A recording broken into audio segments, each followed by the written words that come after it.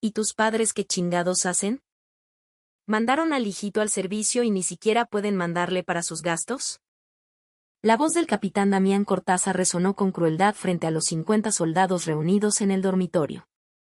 El soldado raso Julián Ríos sintió que la cara le ardía como si estuviera pegada a un comal, y bajó la cabeza, incapaz de enfrentar las miradas de sus compañeros. «Son campesinos, mi capitán», murmuró, con la voz apenas audible. «¿Y por ser campesinos tienes que vivir como un miserable? Se nota que tus padres no te dieron buena educación». Los labios de Julián temblaron de rabia e impotencia.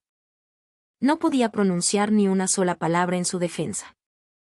Con actitudes como la tuya se rompe la disciplina y se jode la convivencia del batallón. Todas las miradas se clavaron en él. Una ola de humillación lo recorrió de pies a cabeza, y una lágrima silenciosa y caliente rodó por su mejilla. Pero ellos no sabían la verdad. No tenían ni la más remota idea de que su madre era la general de división Elena Vargas, comandante de la Dirección de Contrainteligencia y Asuntos Internos de la Sedena. Y en ese preciso instante, un giro inesperado de los acontecimientos, uno que nadie podría haber previsto, comenzaba a gestarse. Podrían imaginarse como la historia de un joven soldado, aparentemente débil y humillado ante el poder, podría desencadenar una transformación tan monumental. A veces, la persona que parece más insignificante posee la fuerza para sacudir al mundo desde sus cimientos. La historia que están a punto de escuchar cambiará por completo su percepción de la justicia y el valor. Acompáñenme hasta el final para descubrir si la verdad puede, en efecto, triunfar sobre la tiranía. El viento helado de finales de invierno, un aire seco y cortante, silbaba al serpentear por las cañadas de la Sierra Madre del Sur. Julián Ríos, con una vieja maleta de lona colgada al hombro, contemplaba el cuartel que se extendía más allá de la alambrada. Para él, el hijo menor de una familia que supuestamente cultivaba maíz en un pequeño ejido de Oaxaca, este lugar era un universo completamente distinto. Llegó el nuevo. El grito que estalló en cuanto abrió la puerta del dormitorio lo hizo encogerse. Una quincena de soldados giraron la cabeza al unísono. Sus miradas eran una mezcla de curiosidad y recelo, como las de una manada que evalúa a un nuevo miembro.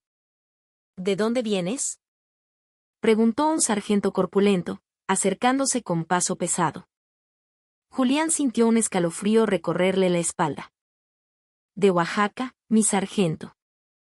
De un pueblo cerca de Tlaxiaco. Ah, un pinche oaxaquita. Te va a costar adaptarte aquí, güey, dijo el sargento con una sonrisa burlona, dándole una palmada brusca en el hombro que casi lo desequilibra. Los otros soldados soltaron risitas ahogadas. Pero había algo extraño en esas risas. Detrás de la burla, Julián percibió una sombra oscura, una tensión que no lograba comprender. Los primeros días transcurrieron en una calma precaria. Julián aprendió a moverse con cautela, observando a sus superiores, intentando volverse invisible mientras se acostumbraba a la dura vida del cuartel. Sin embargo, notó que el ambiente se enrarecía cada vez que se mencionaba el día de pago. Este mes hay que volver a juntarla.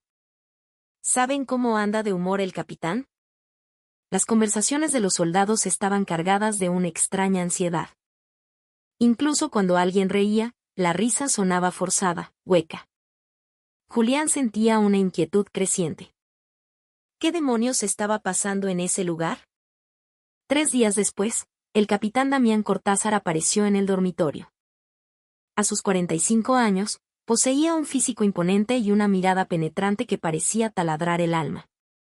Sorprendentemente, se sabía el nombre de cada uno de sus hombres. Así que tú eres Julián Ríos. ¿Cómo va la adaptación? Bien, mi capitán. Sin novedad, respondió Julián, la voz tensa por el nerviosismo. De repente, el capitán Cortázar esbozó una sonrisa cálida, casi paternal, y le puso una mano en el hombro. Me dijeron que eres de Oaxaca. Tierra de buen mezcal y gente trabajadora. ¿A qué se dedica tu familia? Son campesinos, mi capitán.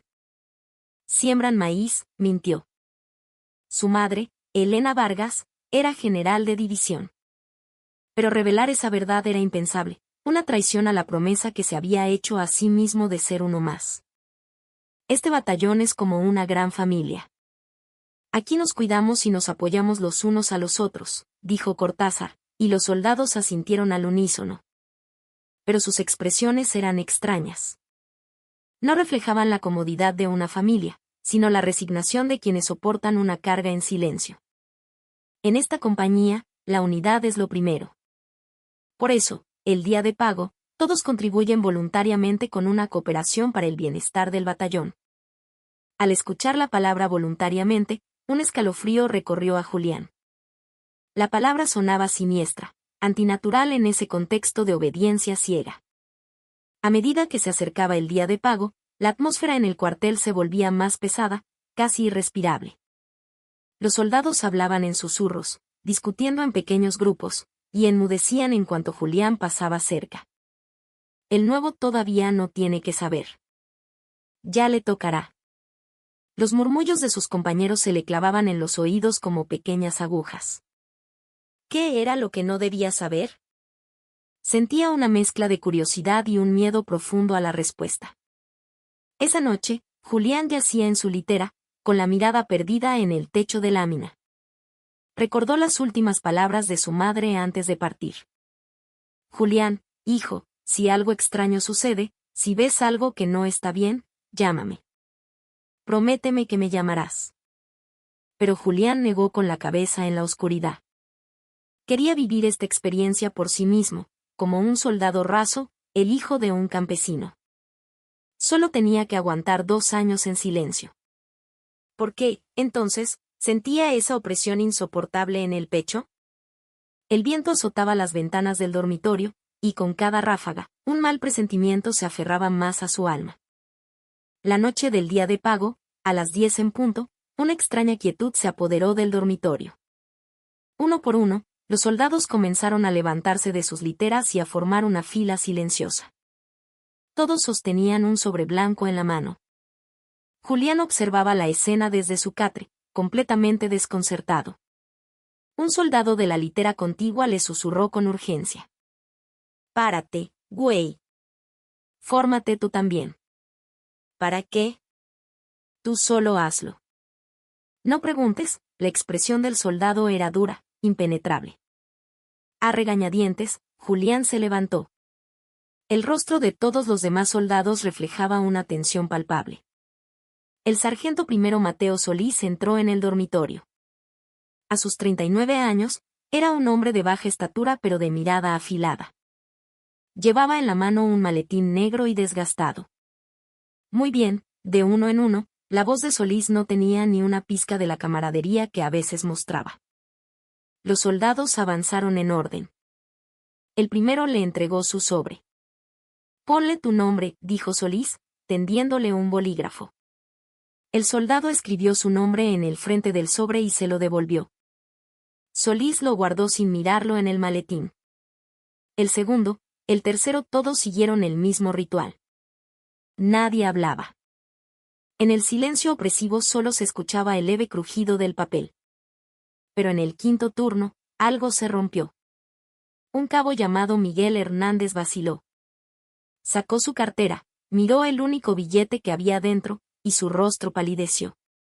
«Apúrate, Hernández», lo urgió Solís. Miguel, con mano temblorosa, le entregó el sobre. En ese instante, una lágrima gruesa rodó por su mejilla, seguida de otra. Pero no emitió ningún sonido. Simplemente lloraba en silencio. El corazón de Julián dio un vuelco. ¿Qué le pasaba a ese cabo? ¿Por qué lloraba al entregar su dinero? «El que sigue», dijo Solís, como si nada hubiera pasado. Miguel Hernández regresó a su lugar con la cabeza gacha, sus hombros sacudidos por sollozos silenciosos. Pronto llegó el turno de Julián.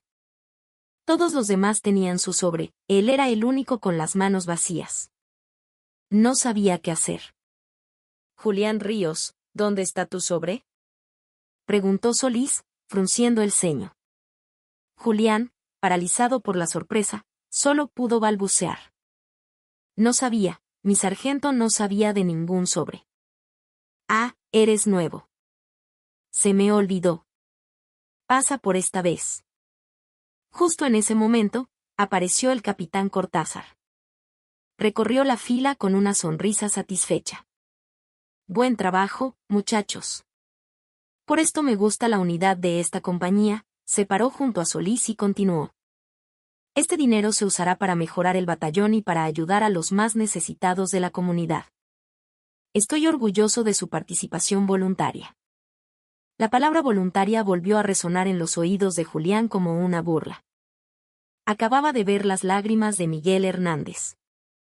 ¿Cómo podía llamar a eso voluntario? ¿Alguien tiene alguna queja?, preguntó Cortázar, su mirada desafiante recorriendo los rostros de los soldados. Nadie respondió. Todos mantenían la cabeza baja. Excelente. Eso demuestra su gran espíritu de cuerpo, Cortázar asintió, complacido. Luego, él y el sargento Solís salieron del dormitorio llevándose el maletín. Un pesado silencio cayó sobre los soldados que quedaron atrás. Miguel Hernández seguía sin levantar la cabeza. Las caras de los demás estaban sombrías. Julián regresó a su litera, confundido y perturbado. ¿Realmente acababa de presenciar una donación voluntaria? Entonces, ¿por qué todos parecían tan desdichados? La noche avanzó, pero Julián no pudo dormir. La imagen de las lágrimas de Miguel Hernández se repetía una y otra vez en su mente. Un instinto profundo le decía que algo estaba terriblemente mal. Pero él era solo un recluta, un recién llegado. No podía hacer nada. El viento frío sacudía las ventanas, y el corazón de Julián se agitaba con la misma inquietud. Se acercaba el segundo día de pago. Esta vez, el sargento Solís se adelantó y abordó a Julián directamente. Ríos, este mes te toca participar. ¿Participar en qué, mi sargento? En la cooperación para el bienestar del batallón. Prepara un sobre con 2,000 pesos para mañana. El corazón de Julián se detuvo. 2,000 pesos. Era una suma imposible de reunir con el dinero que su familia supuestamente le enviaba. Era casi todo su sueldo. Esa noche, Julián revisó su cuenta. Solo tenía 830 pesos. No podía pedirle dinero a su madre. Se suponía que eran campesinos humildes. ¿De dónde sacarían esa cantidad? Al día siguiente, durante el pase de lista vespertino, el capitán Cortázar entró en el dormitorio. Todos los soldados se pusieron en firmes. Hoy es día de cooperación. Iré revisando uno por uno. Cortázar fue recibiendo los sobres, abriéndolos para verificar el contenido. Todos contenían la cantidad exacta. Pero cuando llegó el turno de Julián, la atmósfera cambió. Julián Ríos, ¿y tu sobre? Con mano temblorosa, Julián le entregó el suyo. Cortázar lo abrió, y su rostro se endureció. ¿Qué es esta mierda? Aquí no hay ni 1,000 pesos. Disculpe, mi capitán. Es todo lo que tengo. Mi situación es difícil. ¿Tu situación es difícil? La voz de Cortázar se elevó, cargada de desprecio. Todos los soldados se giraron para mirar a Julián. ¿Y tus padres qué chingados hacen? ¿Mandaron al hijito al servicio y ni siquiera pueden mandarle para sus gastos? El rostro de Julián enrojeció violentamente. Su madre era una general de división, pero no podía decirlo. Son campesinos, mi capitán. ¿Y por ser campesinos tienes que vivir como un miserable? ¿Qué pinche educación te dieron? Cortázar continuó atacándolo, humillándolo públicamente frente a todos. Con actitudes como la tuya se rompe la disciplina y se jode la convivencia del batallón. No creas que vas a recibir un trato especial. Julián solo podía mantener la cabeza gacha, tragándose una mezcla de vergüenza y furia. Estaba indefenso. Si para el próximo mes no cumples como todos los demás, lo consideraré un acto de insubordinación. ¿Entendido? Sí, mi capitán. Entendido. Después del pase de lista, Julián se sentó solo en un rincón. Poco a poco, algunos soldados se acercaron, pero no para consolarlo. Oye, por tu culpa se arruinó el ambiente, le dijo un sargento con voz gélida. Si piensas ir de chismoso con alguien, avísanos antes. Para que nos preparemos. No voy a denunciar nada, mi sargento. Entonces, ¿por qué no trajiste el dinero? Todos los demás lo hacemos. Julián no supo qué responder. Si decía que realmente no tenía dinero, se burlarían aún más de su supuesta pobreza. Ahora olvídate de permisos y vacaciones. Cuando el capitán se encabrona, se desquita con cualquier pretexto. Las palabras de sus compañeros lo hicieron sentir aún más pequeño, más aislado. ¿Y si de verdad estaba equivocado? ¿Y si él era el problema por no adaptarse, mientras todos los demás cumplían? Al llegar la noche, el dormitorio quedó en silencio. Pero alrededor de Julián se sentía un vacío palpable.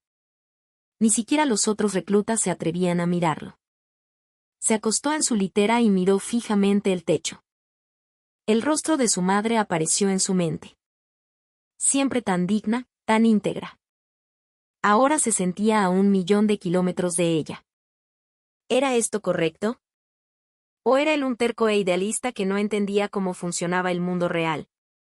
Tal vez lo correcto era dejar de pensar en reglamentos y principios y simplemente adaptarse a la realidad para sobrevivir. El viento golpeaba la ventana, y el corazón de Julián se sentía igual de sacudido. Estaba completamente solo en la oscuridad. Eran las 3 de la madrugada y una llovizna helada caía sobre la sierra. Julián, de guardia en el perímetro, tiritaba de frío. El manto de niebla y agua apenas dejaba ver a unos metros de distancia. De pronto, una luz se filtró desde la oficina de los oficiales. Escuchó risas. Se acercó sigilosamente. Este mes la colecta estuvo buena, era la voz del capitán Cortázar. El corazón de Julián empezó a latir con fuerza. Mi capitán, ¿cómo hacemos el reparto esta vez? Dijo la voz de otro oficial. Julián se pegó a la pared de la oficina, buscando una rendija en la persiana para mirar adentro. Vio a Cortázar extendiendo los sobres sobre su escritorio. Varios oficiales estaban a su alrededor, contando el dinero y dividiéndolo en fajos. Un jadeo de incredulidad escapó de sus labios. ¿Quién anda ahí? De repente, la puerta de la oficina se abrió de golpe. Era el capitán Cortázar. Julián se quedó congelado. Ríos. ¿Qué demonios haces aquí? Estoy de guardia, mi capitán. Haciendo mi rondín. ¿Seguro que solo estabas haciendo tu rondín? La mirada de Cortázar era afilada como un cuchillo. Julián sintió un sudor frío recorrerle la espalda. Sí, mi capitán. Qué curioso.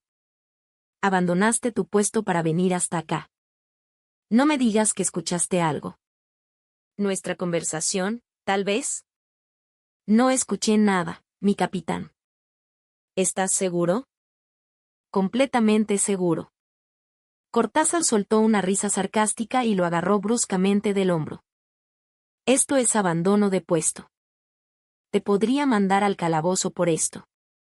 Lo siento, mi capitán. Le juro que no oí nada. Más te vale que cuides esa boca. No viste nada y no oíste nada. ¿Quedó claro? Julián solo pudo asentir, aterrorizado por la amenaza tan explícita. A la mañana siguiente, una atmósfera enrarecida flotaba en el dormitorio.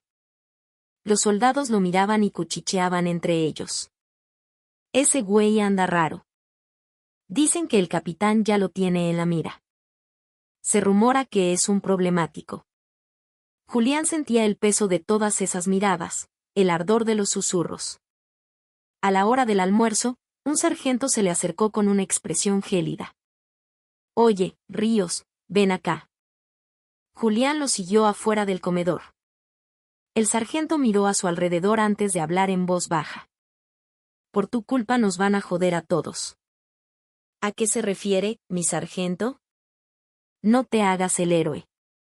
Si te metes en problemas, nos arrastras contigo. ¿Entiendes? Las palabras del sargento cayeron sobre Julián como una losa. ¿Era él realmente el problema?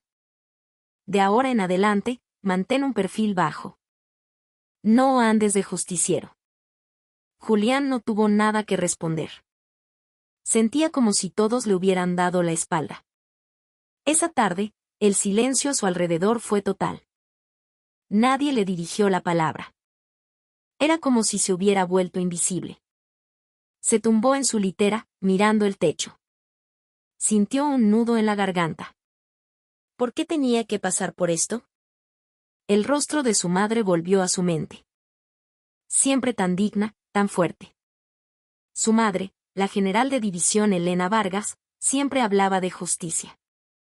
Julián, hacer lo correcto a menudo es el camino más difícil, pero es el único que vale la pena, recordó su voz, de cuando era niño. Pero la realidad aquí, en este cuartel perdido, era brutalmente diferente. Julián se cubrió la cara con la manta y lloró en silencio. Sentía que el pecho se le partía en dos. ¿Era este el momento de rendirse? Sin embargo, mientras las lágrimas corrían, un pensamiento diferente comenzó a formarse en su mente. Una chispa de desafío. No, no podía rendirse así. Se secó las lágrimas y levantó la cabeza. Su mirada había cambiado. Esa noche, Julián no pudo dormir. Acostado en la oscuridad, los recuerdos de su infancia lo asaltaron. Tenía 7 años. Su madre, Elena Vargas, acababa de llegar a casa con su uniforme de gala. Las estrellas en sus hombros brillaban bajo la luz. «Mamá, ¿qué hace un soldado?», le había preguntado con ojos llenos de curiosidad. «Protege a la gente, mi amor». Elena se arrodilló para estar a su altura, con una sonrisa cálida. «Ayudamos a los débiles para que los fuertes no abusen de ellos. Esa es la primera misión de un soldado». Esas palabras se grabaron a fuego en su corazón. Otro recuerdo emergió. Tenía 15 años, el día que su padre murió. En el funeral, su madre vestía de luto riguroso. Su rostro estaba bañado en lágrimas, pero su voz era firme. «Julián, ¿recuerdas lo que tu padre siempre decía? Que el hombre más fuerte no es el que más poder tiene, sino el que protege al que no tiene nada».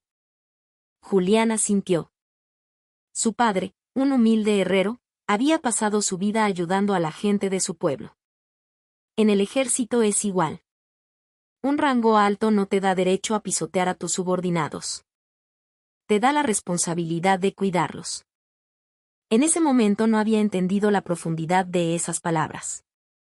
Ahora, la sentía en cada fibra de su ser. Julián se levantó de la litera y caminó hacia un pequeño escritorio en un rincón del dormitorio. Los demás roncaban suavemente. Le temblaban las manos. ¿De verdad iba a escribir esa carta? La imagen de las lágrimas de Miguel Hernández y la amenaza directa de Cortázar volvieron a su mente. Sacó una hoja de papel y una pluma. Se detuvo un momento, sin saber por dónde empezar. Finalmente, respiró hondo y comenzó a escribir. En lugar de usar un lenguaje técnico sobre violaciones al reglamento, escribió con honestidad brutal sobre lo que había visto y sentido, las lágrimas de un compañero ahogado por las deudas, la humillación pública que había sufrido, y la profunda decepción que sentía, la vergüenza de no poder honrar las enseñanzas de sus padres. Cuando terminó de escribir, ya pasaban de las 4 de la madrugada. Metió la carta en un sobre, le puso un timbre y la dirección del campo militar número 1 en la Ciudad de México. El corazón le latía desbocado, pero por primera vez en semanas, no sentía arrepentimiento. Días después, en la Ciudad de México, en una oficina del imponente complejo de la Secretaría de la Defensa Nacional, la general de división Elena Vargas trabajaba hasta tarde. A sus 52 años, con 3 décadas de servicio impecable, había enfrentado innumerables crisis. Su asistente entró y le entregó un sobre. Era de su hijo, Julián. Elena esperó a que todos se retiraran para quedarse sola. Abrió la carta y comenzó a leer. A medida que avanzaba, su expresión se endurecía. Cada línea describía una pesadilla, la extorsión del sueldo, la humillación pública, el ostracismo por parte de sus compañeros. Cuando terminó, dejó la carta sobre el escritorio y suspiró profundamente.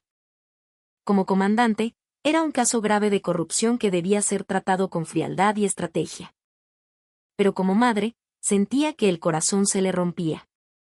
¿Por qué su hijo había soportado todo eso en silencio? Seguramente por miedo a perjudicarla, a manchar su carrera. Pensar en su sufrimiento solitario le llenó los ojos de lágrimas. Pero Elena se recompuso y volvió a leer la carta, esta vez con la mirada analítica de una estratega. Si lo que Julián describía era cierto, no se trataba de un problema aislado en una compañía.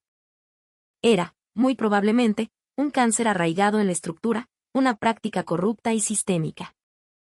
La extorsión a los soldados era una violación flagrante del Código de Justicia Militar. Lo más grave era que esta práctica continuaba en secreto, protegida por el miedo. Miró el reloj. Eran las 2 de la madrugada. Pero no podía dormir. Las palabras de su hijo resonaban en su cabeza. Durante 30 años, había predicado sobre el honor y la integridad. Siempre había instruido a sus subordinados a proteger a los más vulnerables. Y ahora, su propio hijo era la víctima de la peor clase de abuso de poder. Se levantó y miró por la ventana las luces de la Ciudad de México. Debajo de ese mar de luces, miles de jóvenes como Julián cumplían con su servicio. ¿Cuántos de ellos estarían sufriendo en silencio? Podría resolver el problema de su hijo discretamente. Un traslado, una llamada. Pero eso iría en contra de todo en lo que creía. Tomó una decisión. Iría a ella misma. Lo vería con sus propios ojos. Y si encontraba un nido de corrupción, lo arrancaría de raíz. A la mañana siguiente, dio una orden a su asistente. Prepara una inspección sorpresa a las unidades de la 9ª Región Militar. Salimos mañana al amanecer. Sin previo aviso. El martes a las 8 de la mañana, la noticia cayó como una bomba en el cuartel de la Sierra. La general de división Elena Vargas, jefa de Contrainteligencia y Asuntos Internos, realizaría una visita de inspección sorpresa ese mismo día. El rostro del capitán Cortázar se tornó pálido. Empezó a sacar frenéticamente carpetas y documentos, gritando órdenes a sus subordinados. Rápido, limpien todo. Preparen las diapositivas con los casos de éxito. Y hablen con los soldados, que nadie abra la boca de más. La voz de Cortázar estaba llena de pánico. Había perdido por completo la compostura arrogante que siempre mostraba. A las 10 de la mañana, 2 camionetas negras Suburban entraron por la puerta principal del cuartel. De la primera descendió la general Vargas. A sus 52 años, con su impecable uniforme y las 3 estrellas de plata en los hombros, irradiaba una autoridad imponente. Cortázar corrió a su encuentro y la saludó con un saludo militar tembloroso, forzando una sonrisa torpe. Mi general, es un honor tenerla en nuestro batallón. A sus órdenes, capitán. La voz de Elena era tranquila, pero cortante. No quiero ninguna ceremonia especial. Cortázar tragó saliva, sintiendo un sudor frío en la nuca. En la sala de juntas, desplegó sus presentaciones cuidadosamente preparadas, hablando de la eficiencia de la unidad y mostrando fotografías de soldados sonrientes. Pero la general Vargas apenas hojeó los documentos. Suficiente de presentaciones, capitán. Quiero realizar entrevistas individuales con la tropa. ¿Entrevistas individuales, mi general? Cortázar tartamudeó, completamente descolocado. No había previsto una inspección de ese tipo. Esto no es una visita de cortesía, capitán. Es una auditoría. Haga pasar a los soldados, de uno en uno. La orden fue tan tajante que Cortázar no pudo más que obedecer. El primer soldado entró en la sala de entrevistas. Luego el segundo, el tercero. Todos salían con rostros tensos y pálidos. Finalmente, llegó el turno de Julián. Con el corazón en un puño, abrió la puerta. Adentro, sentada detrás de una mesa, estaba su madre. Soldado Julián Ríos, a sus órdenes, mi general, dijo, cuadrándose. Su voz temblaba. Elena lo reconoció, por supuesto, pero no dejó traslucir ninguna emoción. Siéntese, soldado. ¿Cómo es la vida en el cuartel? Sin novedad, mi general. Todo en orden, respondió Julián, pero sus labios temblaban. Mentirle a su madre, mirándola a los ojos, era una tortura. ¿Estás seguro de que no hay ningún problema?, insistió Elena, su mirada a la vez cálida y penetrante. Julián intentó responder, pero sintió un nudo en la garganta. Sí, mi general, todo está bien. En ese instante, a pesar de todos sus esfuerzos, una lágrima se desbordó de sus ojos. Intentó contenerse, pero la emoción acumulada durante semanas lo desbordó. Bajó la cabeza, avergonzado. El sargento primero Mateo Solís, quien estaba de pie en un rincón de la sala, observaba la escena. Al ver las manos temblorosas de Julián y su esfuerzo sobrehumano por no derrumbarse, sintió que algo dentro de él se quebraba. La culpa que había estado reprimiendo durante años lo golpeó con la fuerza de un huracán. Solís había estado en el ejército por 20 años. Al principio, había seguido las órdenes de Cortázar sin pensar, pero con el tiempo, su conciencia había comenzado a pesarle, especialmente después de ver llorar a Miguel Hernández. Y ahora, al ver a Julián, ya no pudo soportarlo más. Mi general, dijo Solís de repente. Elena levantó la vista hacia él. ¿Tiene algo que decir, sargento? Sí, mi general. Tengo algo que decir, la voz de Solís temblaba. Julián levantó la cabeza, sorprendido. Durante mucho tiempo, en esta compañía han estado ocurriendo cosas que no están bien. El corazón de Julián se detuvo. Por fin, alguien estaba diciendo la verdad. Hemos estado recolectando dinero de los soldados cada mes. Con el pretexto de una cooperación para el batallón, pero en realidad, Solís hizo una pausa, tomando aire. En realidad, el dinero nos lo repartíamos los oficiales. El capitán Cortázar lo organizó todo, y yo lo ayudé. La expresión de Elena se endureció como el acero. Era lo que sospechaba, pero escucharlo de viva voz era un golpe devastador. ¿Cuánto tiempo lleva ocurriendo esto? Más de 2 años, mi general. 2,000 pesos por soldado, cada mes. Con la confesión de Solís, Julián finalmente dejó que las lágrimas fluyeran libremente. La verdad estaba saliendo a la luz.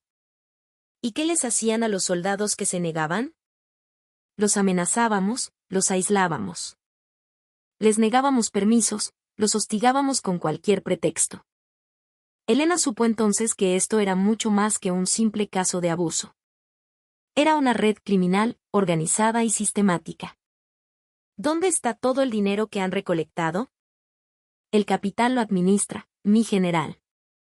Una parte ya la usó para gastos personales.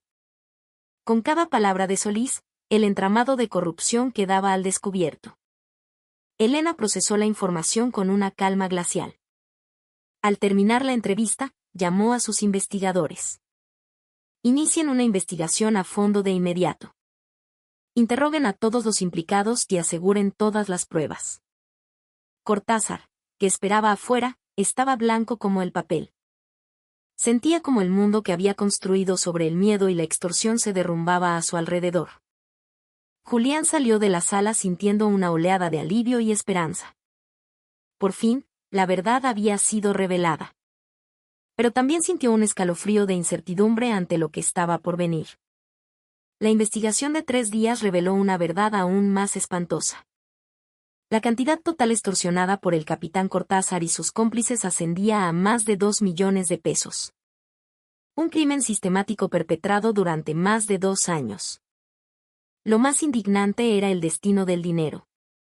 Lejos de ser para el bienestar del batallón, una gran parte se había utilizado para pagar lujos personales de Cortázar, fiestas, regalos para altos mandos e incluso las colegiaturas de las escuelas privadas de sus hijos. El viernes a las 4 de la tarde, la general Vargas ordenó a toda la compañía formarse en el patio de armas. Todos los soldados estaban presentes. La tensión podía cortarse con un cuchillo. Elena subió al podio.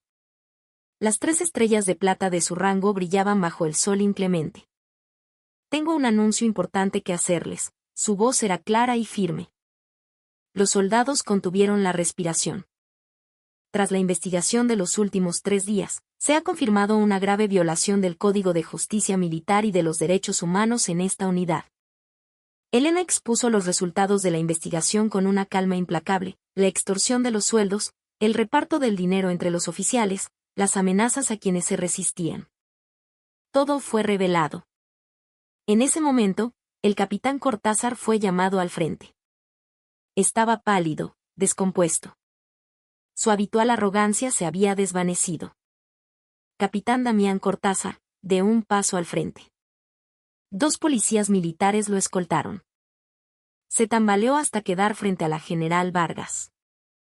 Capitán Damián Cortázar, por los delitos de extorsión, abuso de autoridad y malversación de fondos, queda usted relevado de su mando con efecto inmediato. La declaración de Elena provocó un murmullo ahogado entre los soldados. Era el momento en que la justicia, tanto tiempo esperada, finalmente llegaba. Asimismo, queda destituido de su cargo y será consignado a la Fiscalía Militar. Un investigador se acercó a Cortázar y comenzó a arrancarle las insignias de su uniforme. El rango de capitán, que había sido su símbolo de poder, fue despojado pieza por pieza. Cortázar solo podía mirar al suelo, derrotado. Mi general, yo lo hice por el bien de la compañía. Intentó un último y patético argumento. Su voz temblaba. Era una costumbre. Todos lo hacían, era para mantener la unidad. Al oír esto, el sargento Solís dio un paso al frente. Ya no podía permanecer en silencio. Eso es mentira. Yo vi cómo usaba el dinero para sus gastos personales. El testimonio de Solís dejó a Cortázar sin palabras. Los otros oficiales implicados bajaron la cabeza. Si esa es la costumbre, entonces es una plaga que debe ser erradicada de raíz, dijo Elena con una autoridad inquebrantable. Esa frase demolió la última defensa de Cortázar. El sargento Solís también se paró frente a la tropa. Con lágrimas en los ojos, miró a los soldados. Yo también soy responsable. Como castigo por mi participación, seré degradado y transferido. A mis 39 años, este es el momento más vergonzoso de mi carrera militar. Fui un cobarde. Les pido a todos ustedes, de corazón, que me perdonen. La sincera disculpa de Solís conmovió a los soldados. Era un hombre completamente diferente al capitán. Elena continuó anunciando las medidas a seguir. Los soldados que denunciaron estos hechos, como Julián Ríos, recibirán protección especial y no habrá ninguna anotación negativa en sus expedientes. Julián sintió que un peso enorme se levantaba de sus hombros. Por fin, el miedo había terminado. Todo el dinero que fue recolectado ilegalmente será devuelto íntegramente a cada uno de ustedes. Y de ahora en adelante, se establecerá un canal de denuncia anónimo y seguro.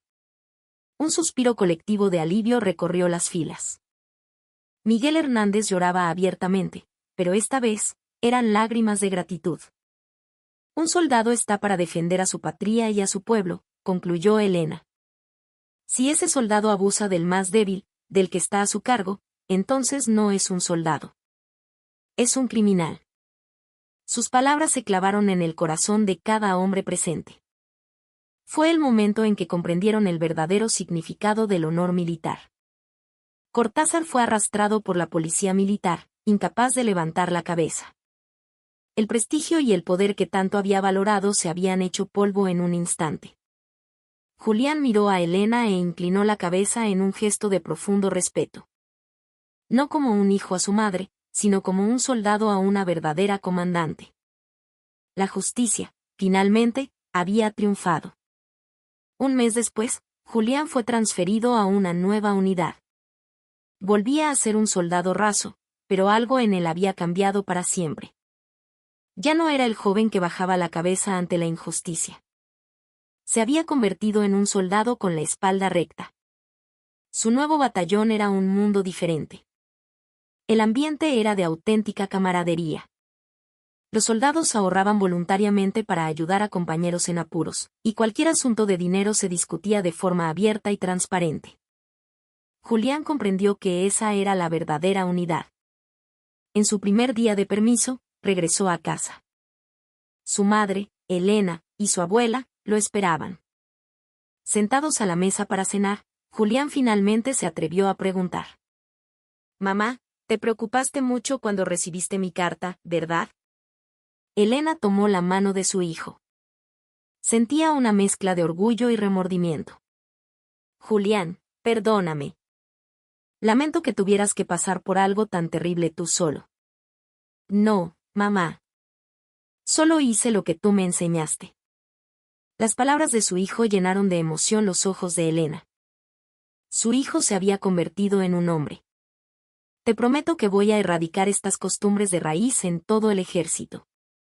Su abuela, con sus 70 años, miraba a su nieto con los ojos llorosos. Mi Julián, qué valiente has sido. Al mismo tiempo, en otro cuartel, el ahora sargento segundo Mateo Solís se reunía con sus nuevos subordinados. Sin ocultar su pasado, les contó con honestidad su error. En mi unidad anterior, cometí un grave error contra mis soldados. Les aseguro que algo así no volverá a repetirse bajo mi mando. Su sincera confesión impactó a los jóvenes oficiales, quienes aprendieron una valiosa lección de su nuevo líder. Años más tarde, sucedió algo extraordinario. Miguel Hernández y otros soldados de aquella compañía se convirtieron en sargentos e instructores. Ahora estaban al frente de las nuevas generaciones de reclutas. Y en cada curso, repetían las mismas palabras. Un soldado debe proteger primero al más débil. Los reclutas escuchaban y sentían la verdad en esas palabras. El verdadero espíritu militar estaba renaciendo. El valor no se demuestra en la soledad, sino cuando te atreves a hacer lo correcto frente a todos los demás. Los nuevos soldados, formados bajo esta filosofía, comenzaron a cambiar la cultura. Una cultura donde la denuncia del abuso era vista como un acto de valentía, no de traición. La decisión de Julián y Elena no había sido en vano. Un pequeño acto de coraje había provocado una gran transformación. Una tarde de primavera, Julián paseaba con su madre. Los árboles de jacaranda estaban en plena floración, tiñendo el paisaje de un violeta vibrante. Julián, gracias a la carta que escribiste, muchas cosas han cambiado. Gracias a ti, mamá, por darme el valor para hacerlo. Madre e hijo caminaron bajo el cálido sol de primavera. A lo lejos, se oían las risas de unos niños.